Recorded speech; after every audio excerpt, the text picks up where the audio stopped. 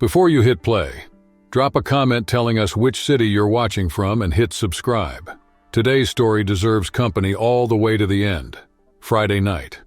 Jack Walker, 34, a single dad who swapped software diagrams for a warehouse forklift, was wiping fingerprint smudges off the old glass door for the third time in 20 minutes.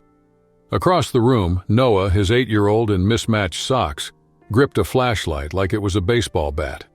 Before we go on, hit subscribe and tap the bell so YouTube knows this video matters and shares it with more people. What if she's an android? He whispered, eyes huge. You guys met online. Jack straightened his collar and laughed. If she is, I'll reprogram her to like tacos. The doorbell cut the suspense. He opened up and froze. Under the porch's dim light stood Emily, shoulder-length brown hair, tense green eyes, shivering out a silent apology. Hi, my kids are in the car, she murmured. They haven't eaten yet. The words hit Jack like a mirror. He'd worn that shame when Noah was younger, invited to pretend he didn't need help. He wasn't letting anyone feel that tonight. Do they like cheese? He asked gently. Emily hesitated, bracing for a lecture, then nodded. Jack stepped aside. Bring them in. At this house, tacos don't judge. Noah raised the flashlight in greeting, halos of light dancing on the walls like welcome fireworks. Jack took a deep breath. Tonight, the story was headed somewhere else. A few minutes later, the door opened again. A boy and a girl, both under 10, came in quietly, shuffling steps and tired eyes. The girl, Emily's daughter, clutched a worn-out plush rabbit, loyal companion on hard nights. Jack, used to the rhythm of hungry kids, cleared space on the couch, handed out plates, and let Noah handle introductions. Emily slipped into the head of the table as though stretching the visit past its time. Jack didn't let the silence grow heavy. I was a single dad at 26, he said simply. I know what it's like to hide hunger and exhaustion just to dodge sideways looks. Something cracked in Emily. She lifted her face, surprised to be seen. Later, with the kids curled up watching cartoons, she leaned over and whispered, I almost turned around on the way here. Something made me keep going. Jack answered with a half smile. Good thing. Some nights know exactly where they need to end up. Outside, though, someone else was writing another script. A black sedan with tinted windows sat 3 houses down. Jack only noticed when Emily, uneasy, threw 2 quick glances over her shoulder. Her fingers clenched his sleeve, betraying fear.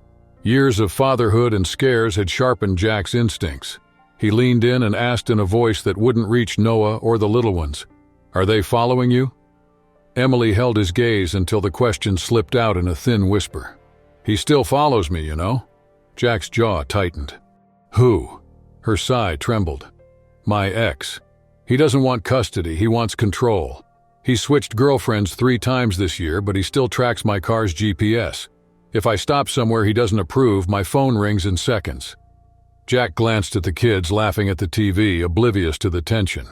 In a flash, the date stopped being dinner and became a rescue. When night fell, he offered the guest room. Emily tried to leave once the kids were asleep, but he shook his head. You're not going back there tonight. Before we go on, hit subscribe and tap the bell so YouTube knows this video matters and shares it with more people. Her voice faltered. Why so much kindness to someone you barely know? Jack took a deep breath. Because one day a neighbor gave me a job when I had nothing but a kid to raise. His kindness kept me standing. The next morning, the smell of coffee almost drowned out the tremor in Emily's hands as she stared at her phone. New message. Hope the little boy slept well at your boyfriend's place. A reminder her ex had tracked every yard. Jack read it, set his mug down, and spoke quietly. Grab what's essential. Stay here until we find a way out.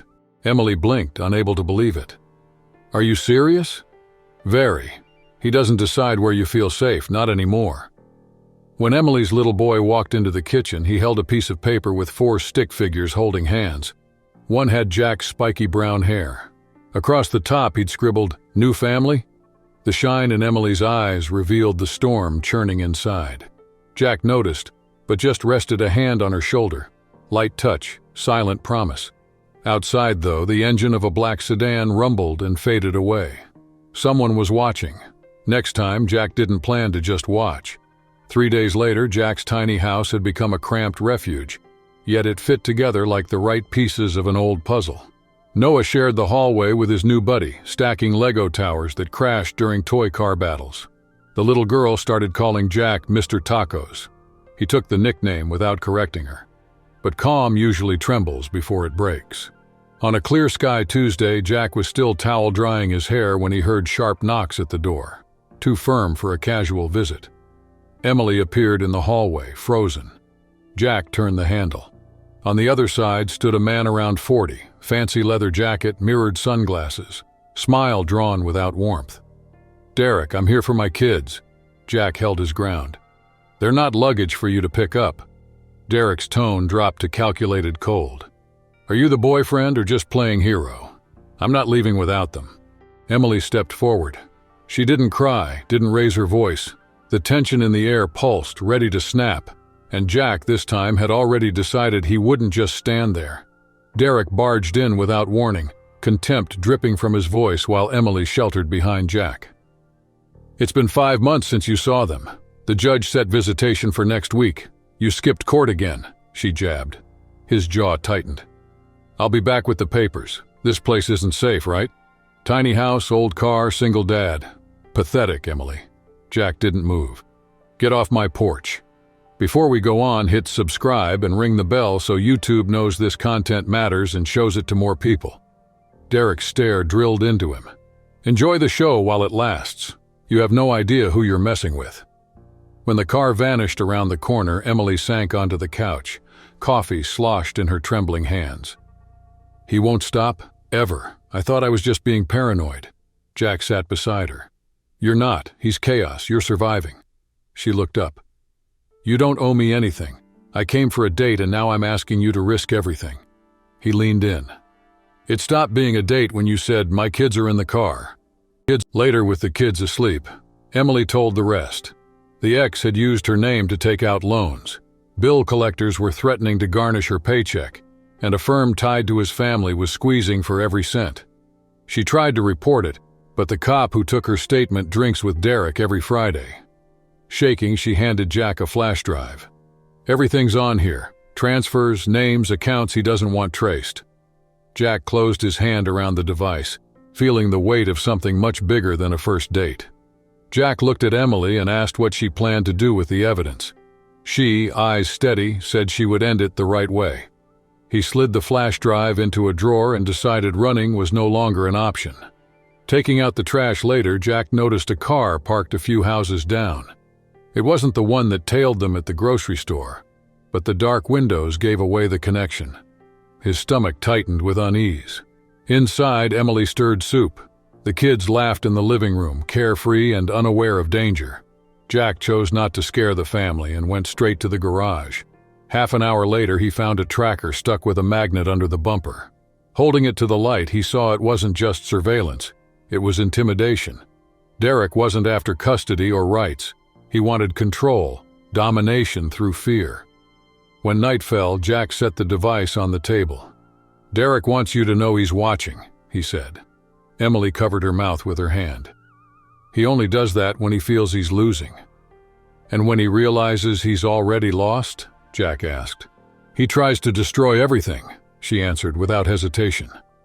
Jack picked up the phone and called Ryan, a forensic analyst who owed him a favor. A few hours later, Ryan traced the serial number to a shell company funded by Derek's family trust. Finally, they had a solid lead, and for the first time, the game looked ready to turn. Under the darkening sky, Emily huddled in Jack's hoodie on the porch. "I swore I had to endure everything for my kids. I thought peace was a privilege for other people," she confessed. Jack sat beside her, shoulders touching. "Peace doesn't knock. You win it and guard it like treasure." Tears blurred her vision. "You could have walked away that night. Why did you stay?" He stared at the gloomy backyard, remembering Noah crying when Mom vanished. Years of hearing that love isn't always about staying. Before we go on, click subscribe and turn on the bell. That way YouTube knows this content matters and shows it to more people. Because I know what it's like to be forgotten, and I don't want your kids to feel the same." Emily sobbed, gripping his sleeve. "Then don't let go of me." The next morning brought another shadow. In front of the school, Derek, the ex-husband, waited. Emily's daughter spotted him first and screamed. Jack sped up, breaking close to him. Derek pretended to scroll on his phone. "Touch me and I'll call the cops," he taunted, crooked smile. "Do it," Jack shot back. "But first ask your family's lawyer how those phantom loans landed with the Financial Crimes Unit. I know the shell companies, the debt laundering, the threats, and a prosecutor friend of mine does too." Derek's face drained. Jack took a step forward. "Come near her or the kids again and I'll expose every truth you tried to bury." "Think you're a hero?" Derek hissed. "No, just a dad who's already lost everything and won't watch that happen again." Derek left without looking back. That gesture told Jack the story wasn't over. Some men don't need to break down doors to destroy a life. A tap on a phone is enough. 3 weeks later, the proof. Emily, cold-handed, waited on a courthouse bench, wearing the navy blouse she chose when she had to look unshakable. Hair pinned up, fighting to stay whole. Jack beside her wore the black blazer from Noah's meetings, now armor. That morning's topic wasn't homework, it was survival. Derek had filed an emergency petition for full custody, claiming domestic chaos and a stranger with no legal ties. His lawyers fast-tracked everything like a stacked deck. Emily's voice shook. "I should have run." Jack squeezed her hand. "You protected your kids. Now let me handle this." Inside the chilly room, Derek sat between two self-assured attorneys, flawless suit, half-smile. He played the caring dad and repentant ex with stage talent. Emily was painted unstable, unable to guarantee safety. Jack, the intruder threatening a co-parenting that never worked. Derek's lawyer flashed a sneer that spread across the room.